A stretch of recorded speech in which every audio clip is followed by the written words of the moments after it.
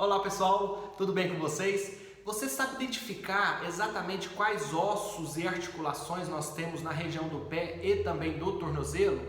Se não sabe, fica a dica de hoje. Eu vou mostrar para vocês como avaliar cada estrutura dessa articulação que é extremamente importante para a nossa marcha e também para a nossa corrida, né? Então fica de olho na dica de hoje e bons estudos. E você que caiu de paraquedas aqui no canal, esse canal é a dica do físio, é isso mesmo. Nós passamos dicas importantes sobre avaliação funcional, sobre anatomia, sobre a cinesiologia do movimento humano. E se você ainda não se inscreveu, se inscreve aqui no canal, deixe seu like e compartilhe todas essas ideias extremamente importantes para o nosso dia a dia clínico. Tudo bem? Um grande abraço. Olá pessoal, então vamos lá. Aqui eu vou mostrar para vocês as estruturas ósseas que nós temos na articulação do tornozelo e também do pé, tá bom? Então para iniciar a gente tem aqui o osso da fíbula, né? Aqui a gente tem o maléolo lateral, aqui a gente tem o osso da tíbia e aqui a gente tem o maléolo medial, tudo bem? Isso aqui influencia no movimento de inversão e eversão do tornozelo, né? Inversão, a gente tem um grau de amplitude de movimento um pouco maior, devido aqui a não ter uma proeminência óssea que limite o movimento. Nesse caso aqui do maléolo lateral, a gente já tem uma proeminência óssea que se choca com o calcâneo, então isso evita o movimento excessivo de eversão do tornozelo, tá bom? Aqui nós temos então o calcâneo, né? Esse osso aqui posterior do tornozelo, e aqui quem articula com o calcâneo e com a tíbia e a fíbula é o osso do talos, tá bom? Certo? Seguindo aqui no osso, a gente tem aqui uma fileira óssea que articula tanto com o talos quanto com o calcâneo, que a gente tem o cuboide, que é esse osso que articula aqui com o calcâneo. E a gente tem aqui do lado medial, a gente tem o osso navicular. Esse osso aqui é o osso navicular. Tanto é que ele tem essa proeminência óssea que a gente vê aqui. Essa proeminência óssea ela é bem palpável no paciente, tá bom? Então esse é o osso navicular, tá certo? Continuando aqui, a gente tem os três cuneiformes, né? Cuneiforme medial, o cuneiforme intermédio e o cuneiforme lateral, tá? Então esses três ossos se articulam com quem? Com o osso navicular, é isso mesmo. Depois dessa fileira, a gente tem os metatarsos, não é? Então a gente começando aqui do primeiro metatarso, que é o osso do dedão, né? O primeiro metatarso, o segundo meta, o terceiro meta, o quarto meta e o quinto metatarso, tá? Após essa fileira dos metas, a gente tem as falanges, né?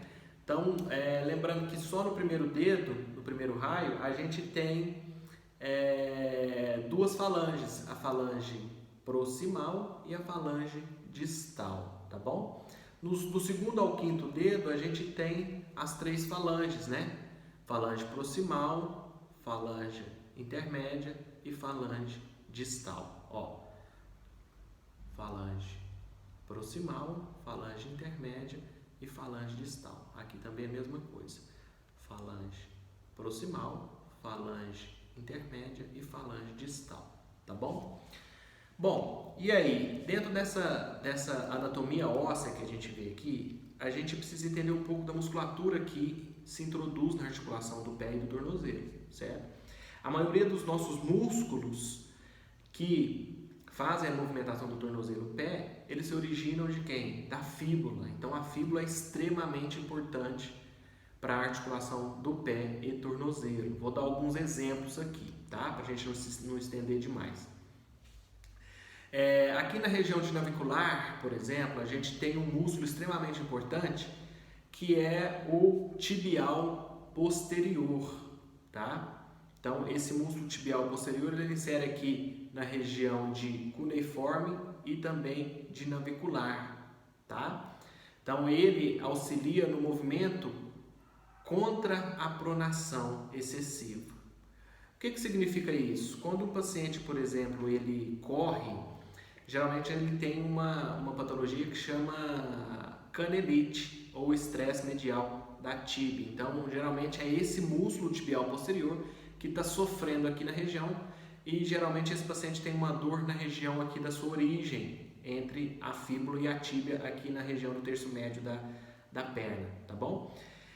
Quando o paciente então tem a pronação excessiva, esse músculo não consegue segurar o arco longitudinal medial, então ele faz uma pronação excessiva, naturalmente tracionando, por exemplo, a sua origem muscular. Então a gente tem aí um problema grave que é o que acontece com muitos corredores, por exemplo, tá?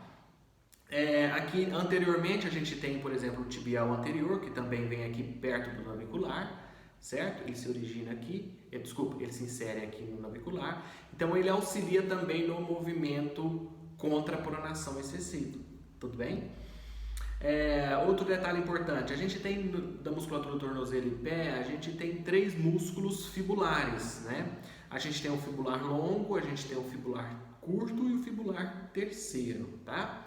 O fibular curto e o fibular terceiro, eles se inserem aqui na região de quinto meta, na base de quinto metatarso, tá? Então eles auxiliam no movimento de eversão do tornozelo, do pé, tá? Eversão do pé, tudo bem?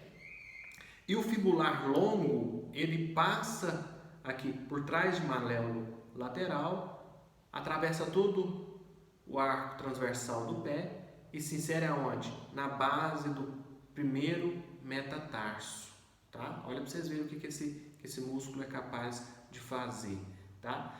Então, dentro essa musculatura, a gente precisa entender quem trabalha em qual função, justamente para na hora que a gente for traçar a nossa conduta com o nosso paciente, a gente entender qual movimento o paciente está realizando, qual movimento que está sendo ultrapassado, digamos, excessivo, que a gente vai ter que agir justamente nesse quesito aí dos movimentos excessivos do tornozelo e pé, tá? E quando a gente fala, por exemplo, em um paciente em pós-operatório, a gente entende da hipomobilidade dessa articulação do pé e tornozelo. Então a gente precisa entender cada osso desse pé, dessa articulação, justamente para a gente fazer o quê? Trabalhar o quê? A mobilidade de cada osso do pé, tá?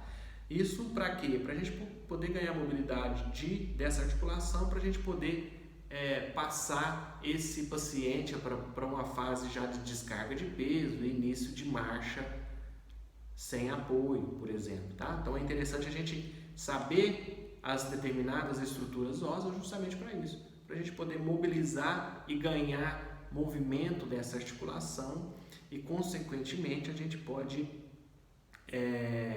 evoluir com o nosso paciente. Então a dica de hoje é justamente conhecer os ossos da articulação do pé, assim como os ossos do tornozelo, tudo bem? Espero que vocês gostem. Compartilhe essa ideia, se inscrevam no canal, deixe seu like e bons estudos. Grande abraço.